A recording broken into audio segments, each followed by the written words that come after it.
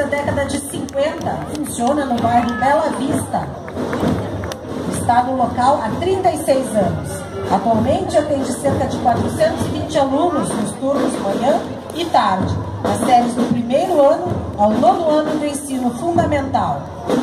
Tem 28 professores e 7 funcionários. Atualmente a diretora é Rosiméria Almeida da Trindade e as vices são as professoras Noci Casara e Rosmarie Scopel Reg.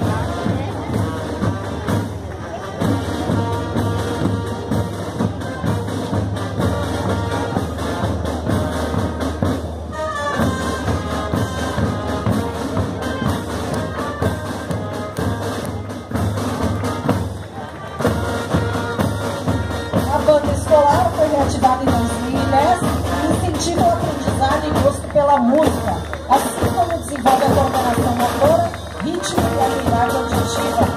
Realiza ensaios semanais coordenados pelo Cristina Abreu, membro do CPM da escola, ensaiados pelo militar Daniel Pedro e Fernando Leão.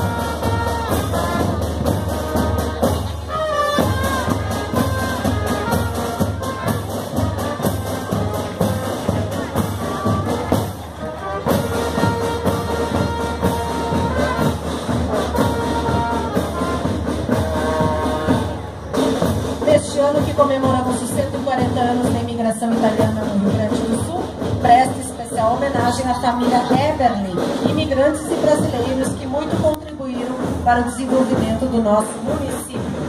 A escola